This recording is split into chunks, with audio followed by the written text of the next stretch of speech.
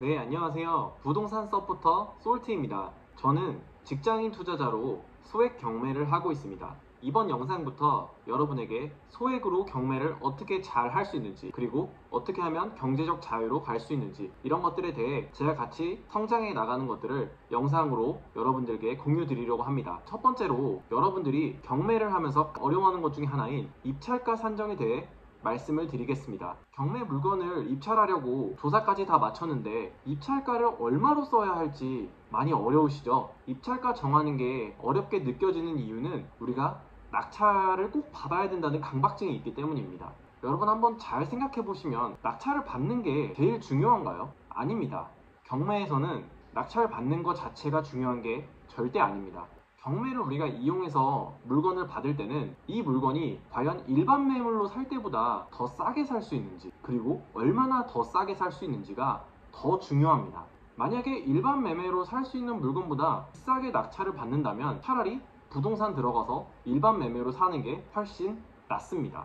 우리가 경매를 할 때 경매의 본질을 잊으시면 안 됩니다. 오늘 제가 영상에서 알려드리는 입찰가 정하는 방법을 배우신다면 경매의 효과를 극대화하실 수 있고, 또한 경매 투자 리스크를 최소화하는 투자를 바로 하실 수 있습니다.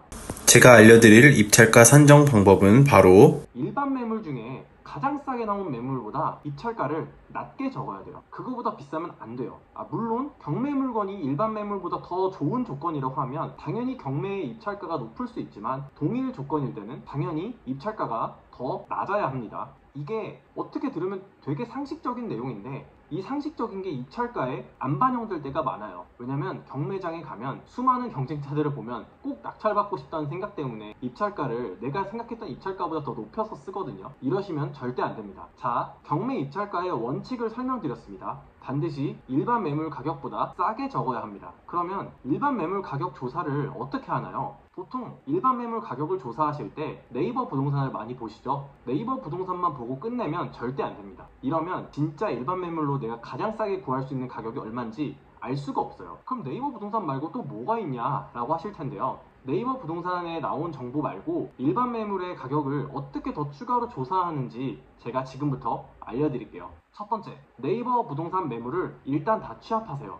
경매 물건이 A 단지라고 하면은 A 단지에 나온 모든 일반 매매 물건을 다 엑셀에 정리하세요. 몇 동, 몇 평형, 층, 동, 향, 그다음 수리 여부, 또 이게 얼마의 호가가 지금 나왔는지, 임차인이 거주하고 있는지, 집주인이 거주하고 있는지 등을 엑셀에 조사하셔서 다 정리하세요. 두 번째, 그 지역의 중개사무소 사장님들의 전화번호와 상호를 전부 엑셀에 정리하세요. 우리 아파트 상가에 있는 뭐 삼성부동산 아니면 호수부동산 이런 것들 있죠? 이런 부동산을 다 정리하세요. 왜 이런 행동을 하냐면요, 중개사님들을 직접 한 분 한 분 다 방문해서 네이버 부동산에 안 올린 매물이 혹시 있는지 물어봐야 되기 때문입니다. 이걸 바로 장부 매물이라고 합니다. 부동산 사장님들이 너무 좋은 물건이거나 아니면 내놓으면 바로 팔리는 물건 같은 경우에는 약간 비장의 카드처럼 자기만 가지고 있는 경우가 있거든요. 그러니까 내놓으면 무조건 팔리기 때문에 굳이 네이버를 쓰지 않는 거죠. 그래서 장부 매물은 아무한테나 보여주지 않습니다. 왜냐하면 바로 살 수 있는 사람한테 보여주면 바로 팔리는 물건이니까 바로 살 것 같은 사람들한테만 보여줍니다. 장부 매물을 직접 다 조사하셔야 되는데 이게 상당히 귀찮겠죠? 근데 그만큼 경매에 참여하는 경쟁자들이 안 하는 행동입니다.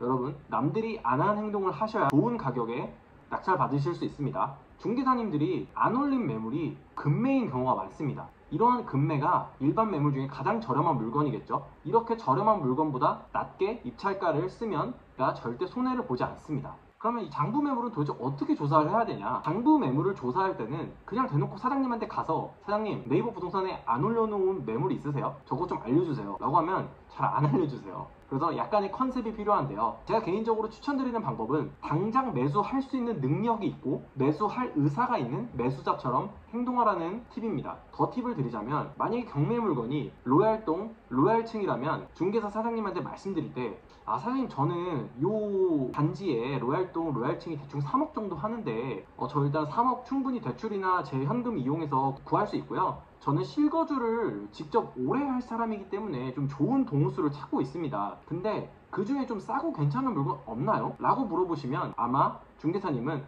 이 사람은 살 수 있는 사람이구나, 내가 물건 소개해주면 바로 사겠구나, 장부 매물을 보여주실 수도 있습니다. 안 보여주실 수도 있어요. 하지만 우리는 경매 입찰가를 쓰기 위해서 반드시 이 과정을 하셔야 됩니다. 마지막으로 이런 경우가 있어요. 그렇게 장부 매물을 다 확인하려고 중개사를 돌아다녔는데 미리 조사한 네이버 부동산 매물과 큰 차이가 없는 경우가 있습니다.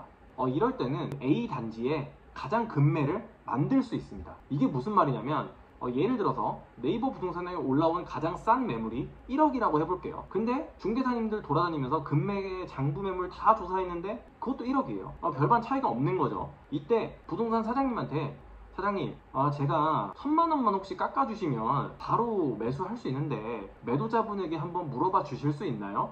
라고 한번 딜을 날려보세요. 이렇게 일단 던져 놓으시고 만약에 된다고 하면 사장님한테 사장님 알겠다, 바로 연락드리겠다 하고 나오세요. 물론 이렇게 하는 게 좀 도의적으로 좋진 않습니다. 보통 내고를 하면 바로 이제 사셔야 되는데 일단 저희는 소액 투자자고 어쩔 수 없으니까 처음에는 이렇게 장부 매물보다 더 싼 매물을 직접 만들어 놓고 나오세요. 경매는 경매대로 입찰을 하시고 폐찰했을 때 바로 부동산으로 가서 내가 만든 급매물을 바로 사시면 됩니다. 자, 제가 알려드린 입찰가 산정을 위한 일반 매매 조사 방법 3단계 명심하세요. 첫 번째, 네이버 부동산 가격을 다 전수조사한다. 두 번째, 직접 부동산에 방문해서 매수자처럼 중개사님께 물어봐서 숨겨진 장부 물건을 확인한다. 세 번째, 장부 물건이 네이버 조사 결과와 큰 차이가 없다면 장부 물건을 내고해서 경매 폐찰 시 바로 매수할 수 있도록 급매를 만들어 놓는다. 이렇게 3단계를 기억하면 입찰가를 얼마나 써야 할지 감이 잡힙니다. 일단 입찰가를 얼마 이상 쓰면 안 되겠다라는 그 상한선이 생기니까 여러분이 절대 손해를 보실 일은 없습니다.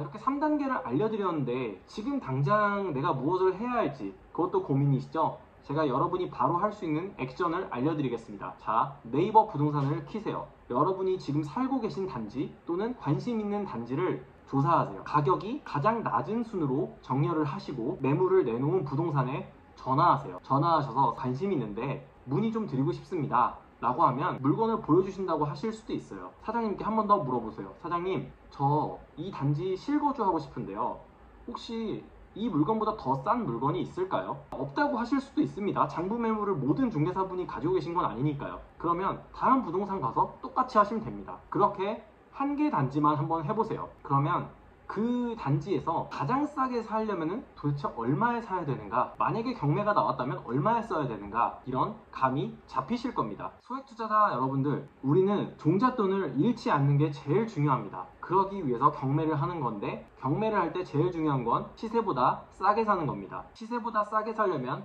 반드시 일반 매물로 구할 수 있는 가격보다 저렴하게 사셔야 합니다. 그러기 위해서는 제가 알려드린 방법 꼭 기억하시고 한번 실천해보세요. 다음 영상에서 더 좋은 콘텐츠로 찾아뵙도록 하겠습니다. 감사합니다.